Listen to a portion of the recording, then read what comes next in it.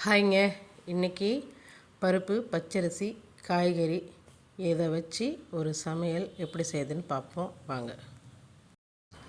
This video sponsor by SPO digital marketing.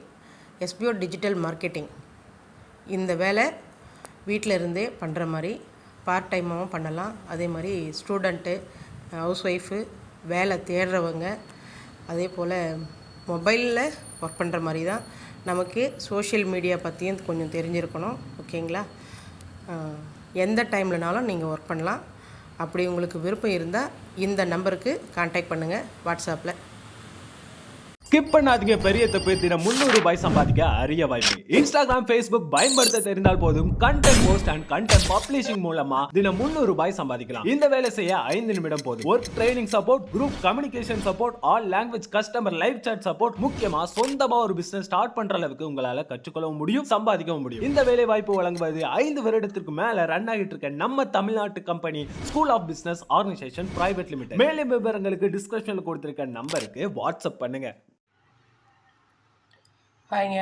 இன்றைக்கி சாம்பார் சாதம் எப்படி செய்யறதுன்னு தாங்க வீடியோ போட போகிறேன். ஓகேங்க.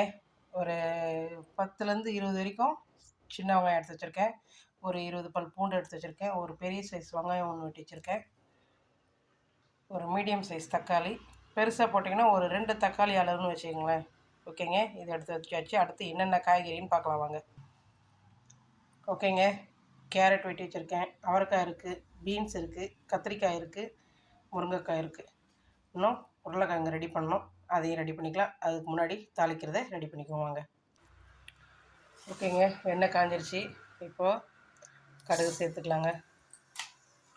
கடுகு, உளுந்து, வெந்தயம், சீரகம் எல்லாம் சேர்ந்த மாதிரி தாங்க இருக்கும். ஓகேங்களா?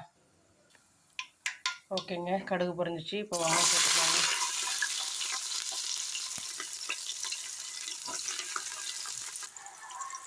ஓகேங்க. தக்காளி அடுத்து சேர்த்துக்கலாங்க. காய் வதங்கிறதுக்காக கொஞ்சம் போல் கல்லுப்பு சேர்த்துக்கலாங்க. ஓகேங்க. காய்கறி வரைக்கும் பார்த்தீங்கன்னா 6 காய்கறி இருக்குங்க. கேரட், பீன்ஸு, அவரைக்காய், உருளைக்கிழங்கு, கத்திரிக்காய், முருங்கைக்காய் இது வரைக்கும் போட்டிருக்கேங்க. ஓகேங்களா? நல்லா வெங்காயம் தக்காளி வதங்கிடுச்சுங்க. இப்போ கொஞ்சம் போல் இந்த அளவுக்கு இஞ்சி பூண்டு பேஸ்ட் போட்டுக்கோங்க. அதை நல்லா எண்ணெயிலே வதக்கிட்டு அதுக்கடுத்து நம்ம வெட்டி வச்ச காய்கறிங்க எல்லாத்தையும் சேர்த்துக்கலாங்க.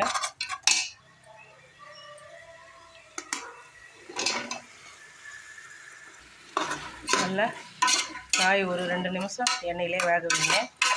அதுக்கடுத்து நம்ம அரிசி கலந்து போட்டுக்கலாங்க. அரிசி பார்த்திங்கன்னா பச்சரிசி தாங்க எடுத்திருக்கேன். பச்சரிசி ஒரு 1/2 கிலோ போட்டிருக்கேன். துவரம் பருப்பும் பாசிப்பருப்பும் சேர்த்துருக்கேங்க. அதாவது வந்து கொஞ்சம் துவரம் பருப்பு அதிகமாகவும் கொஞ்சம் பாசிப்பருப்பு கொஞ்சம் கம்மியாகவும் போட்டுக்குங்க. ஏன்னா இப்போ ஒரு 100 கிராம்னு வச்சிங்கன்னா ஒரு 75 கிராம் துவரம் பருப்பு போட்டுங்க. ஒரு 25 கிராம் பாசிப்பருப்பு போட்டுங்க. ஏன்னா பாசிப்பருப்பு அதிகமாக சேர்க்க வேண்டாம். ஓகேங்களா? துவரம் பருப்பை கொஞ்சம் அதிகமாக சேர்த்துக்குங்க. ஓகேங்க. இதை நல்லா கழுவி எடுத்துக்கங்க. கழுவி எடுத்துட்டு அதுக்கடுத்து நம்ம மசாலா போட்டு அரிசியும் சேர்த்து கலந்து விட்டுறலாங்க. ஓகேங்க. காயெல்லாம் நல்லா வதங்கிருச்சு. இப்போது நம்ம மசாலா போட்டுடலாங்க. மஞ்சத்தூள் கொஞ்சம் போட்டுருவோங்க. அடுத்து மிளகாத்தூள் சேர்த்துக்கலாங்க. அடுத்து பெருங்காயப்பொடி சேர்த்துக்கலாங்க. ஓகேங்க. பெருங்காயப்பொடி, மஞ்சத்தூள் எல்லாம் சேர்த்தாச்சு, மசாலாலாம் சேர்த்தாச்சு. இப்போ கொஞ்சம் அப்படியே கிளறி விட்டுட்டு அதுக்கடுத்துமா நம்ம அரிசியை கலந்து விட்டுறலாங்க. அரிசி 2 டம்ளர் எடுத்து வச்சுருக்கேங்க. 2 டம்ளருக்கு நம்ம தண்ணி 4 டம்ளர் ஊற்றணும். ஓகேங்களா? அதே மாதிரி பருப்பு பார்த்திங்கன்னா ஒரு 1/2 டம்ளர் போட்டிருப்பேன் தாராளமாக. அதாவது நம்ம அளந்த டம்ளர்லேயே பாசிப்பருப்பும் துவரம் பருப்பும் கரெக்டாக பார்த்தீங்கன்னாக்கா 1/2 டம்ளருக்கு வந்தது. ஓகேங்களா? இப்போ அப்படி பார்த்தீங்கன்னா மொத்தம் 2.5 டம்ளர் கணக்கு. அப்படி பார்த்தீங்கன்னா 2 டம்ளருக்கு நம்ம 5 டம்ளர் தண்ணி ஊற்றணும். ஓகேங்களா? அதை விட ஒரு பங்கு அதிகமாக ஊற்றுங்க. ஓகேங்களா? ஏன்னா பச்சரிசி தண்ணி இழுக்கும். அதே மாதிரி பாசிப்பருப்பு அதுவும் கொஞ்சம் தண்ணி இழுக்குங்க. அதனால் கொஞ்சம் எக்ஸ்ட்ரா ஊற்றுங்க. இதே போல் இந்த மாதிரி காய்கறி போட்டு சாப்பாடு வைக்கும்போது நல்லா கொஞ்சம் குழவா இருந்ததுன்னா அதனோட டேஸ்ட்டே வேறு லெவலில் கொடுக்குங்க. ஓகேங்களா? அதுக்கு தகுந்த மாதிரி தண்ணி ஊற்றுங்க தாராளமாக. ஏன்னா அது கொஞ்சம் ஆறிடுச்சுன்னா அதுக்கப்புறமா கொஞ்சம் கெட்டியாகும். ஏன்னா பச்சரிசின்றதுனால கெட்டியாகிடும். ஓகேங்களா? இப்போ நம்ம புழுங்கலரிசி போட்டோம்னா அது அந்த மாதிரி ஆகாது. பச்சரிசின்றதுனால அந்த மாதிரி ஆகும். அதனால் நீங்கள் தாராளமாக தண்ணி விடுங்க. ஓகேங்களா? 6 டம்ளர்ன்றது ஒரு ஒரு 1/4 டம்ளர் இல்லை ஒரு 1/2 டம்ளர் கூட மிச்சமாக கூட ஊற்றுங்க. ஒன்றும் பிரச்சனை கிடையாது.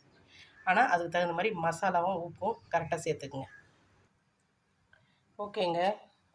புளி தண்ணி கரைச்சி வச்சுருக்கேன். ஓகேங்களா? இதோடு சேர்ந்து தாங்க தண்ணியோட அளவு. புளி பார்த்தீங்கன்னா வந்து ஒரு குட்டி நெல்லிக்காய் சைஸ் அளவுக்கு தாங்க ஊற வச்சுருக்கேன். ஓகேங்களா? ஊற வச்சு கரைச்சி எடுத்தாச்சு. இப்போ நம்ம வந்து கொஞ்சம் கொதிக்கிட்டுன்னு அதுக்கப்புறமா தாங்க இந்த புளியை சேர்க்க போகிறோம். ஓகேங்களா?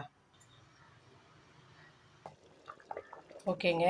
நல்லா கொஞ்சம் கொதி வந்துருச்சு. இப்போ நம்ம கரைச்சி வச்ச புளியை ஊற்றி கலந்துடலாங்க. கலந்துட்டு நல்லா ஒரு கிண்டிட்டு அதுக்கப்புறமா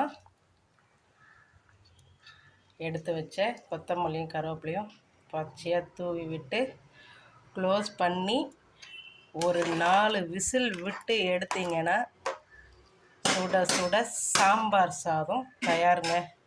ஓகேங்க. நீங்களும் ட்ரை பண்ணி பாருங்கள். ட்ரை பண்ணி பார்த்துட்டு எப்படி இருந்ததுன்னு கமெண்ட் பண்ணுங்கள். வீடியோ பிடிச்சிருந்தா லைக் பண்ணுங்கள், ஷேர் பண்ணுங்கள். மறக்காமல் என்னோடய சேனலை சப்ஸ்கிரைப் பண்ணுங்கள். மறக்காமல் பெல் ஐக்கானும் தட்டுங்க. அப்போ தான் என்னோடய வீடியோ அடுத்தடுத்து உங்களுக்கு நோட்டிஃபிகேஷன் வருங்க. ஓகேங்க. தேங்க்யூ. நெக்ஸ்ட் வீடியோவில் பார்ப்போங்க.